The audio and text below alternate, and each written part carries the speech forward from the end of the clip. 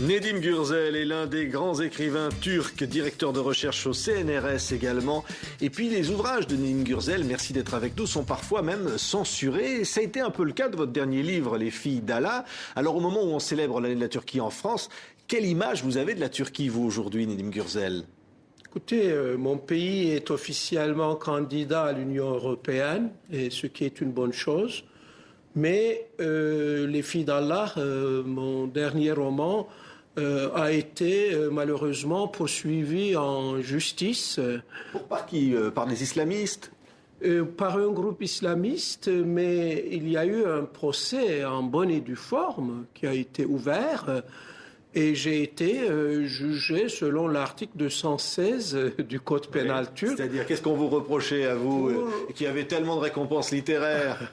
Pour avoir dénigré les valeurs religieuses de la population, ce qui est scandaleux, car, comme vous savez, la Turquie est une république laïque, et le délit de blasphème, en principe, ne doit pas exister dans une république. Il n'y a pas de blasphème dans ce livre ?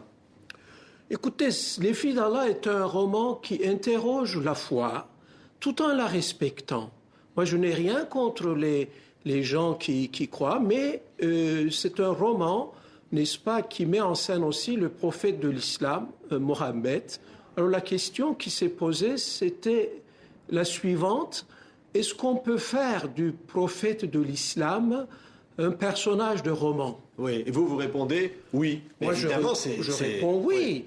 Mais ce n'était pas l'avis des théologiens qui me l'ont reproché, car la direction des affaires religieuses, qui est une instance gouvernementale sous l'autorité du Premier ministre, a rédigé un rapport pour que je sois condamné. Oui.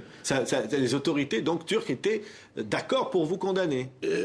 En tout cas, ça a engagé la responsabilité du Premier ministre, à qui d'ailleurs j'ai adressé une lettre ouverte pour défendre mon roman. Vous l'avez publié d'ailleurs, cette lettre ouverte. Hein ? Voilà, dans la presse turque. Et comme le Premier ministre, M. Erdogan, a fait des études de théologie, et je lui disais dans ma lettre ouverte de prendre un peu de son temps précieux pour lire Les filles d'Allah, oui, et voir lui-même s'il y a blasphème ou non. C'est-à-dire qu'il n'a pas lu, quoi, en fait, en gros, c'est ce que vous dites. J'attends toujours une réponse de sa part, mais ce que je peux dire, c'est que ce procès a quand même été très nuisible pour l'image de mon pays auprès des pays démocratiques, notamment auprès de l'Union européenne. Ça veut dire quoi ? C'est l'image c'est pas la bonne image de la Turquie, ou c'est pas la vraie image de la Turquie selon vous ? Écoutez, la liberté d'expression est une des valeurs fondamentales de la démocratie. C'est une des valeurs fondamentales de l'Union européenne à laquelle veut adhérer la Turquie. Donc elle ne peut pas adhérer à l'Union européenne dans cette situation-là, voilà. C'est ce que vous dites, vous ? Il faut que la Turquie cesse de poursuivre ses écrivains, car nous écrivons des romans, des essais, c'est-à-dire des œuvres, disons, soit de réflexion ou de fiction. Eh bien, cela doit exister dans une démocratie. Mais vous avez reçu le prix de la liberté d'expression de l'Union des éditeurs turcs. Ça veut dire que, quand même, en Turquie, il y a, on va dire, de la résistance. Tout à fait. J'ai eu le soutien d'une grande partie de la presse, mais aussi celui du PEN Club international, mais aussi turc. Et on m'a accordé ce prix car pour les éditeurs aussi, la liberté d'expression est un grand enjeu. Oui, alors évidemment, les filles d'Allah, c'est pas votre premier livre d'ailleurs qui subit les foudres de la censure. Vous êtes un habitué. Vous le faites exprès. Non, il est vrai qu'avec mon premier roman, Long été à Istanbul, j'ai été jugé par un tribunal militaire, cette fois-ci pour offense aux forces de sécurité nationale, l'article 159 du Code pénal. Vous avez aggravé votre cas, oui. Voilà, mais c'était après le coup d'État du général Evren en 1980. Depuis, la Turquie quand même a pas mal progressé dans le domaine de la liberté d'expression. Et ce procès, finalement, était un accident de parcours, disons-le, car si la Turquie veut être membre entier de l'Union européenne, Il faut qu'elle cesse de poursuivre ces artistes, ces écrivains. Vous êtes pour, vous, l'adhésion de la Turquie à l'Union européenne ? Oui, tout à fait. Je suis pour. Dans ce sens, d'ailleurs, j'ai écrit un livre qui s'appelle « La Turquie, une idée neuve en Europe ». Je l'ai écrit directement en français au moment des élections européennes, au mois d'avril dernier. Il est paru. Eh bien, c'est un plaidoyer pour l'adhésion de mon pays à l'Union. Oui, mais vous définiriez avant tout comme un écrivain ou comme un homme engagé dans la politique ? Non, je suis un écrivain. C'est le rôle de l'écrivain de s'engager, peut-être. Je ne suis pas un écrivain engagé au terme sartrien du terme. Je suis un romancier, un auteur avant tout.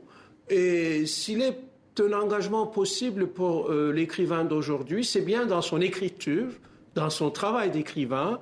Mais en tant que citoyen, parfois je prends la parole et la Turquie, une idée neuve en Europe, je l'ai écrit pour que les Français aient une autre image de mon pays. Car je considère qu'ils ont une image quelque peu erronée. Ça arrange les choses qu'il y ait cette année de la Turquie en France. Ça les améliore, vous avez l'impression, ou ça laisse indifférent finalement ? Non. La saison turque en France est une très bonne chose. Il y a beaucoup de manifestations à Paris, mais aussi en province.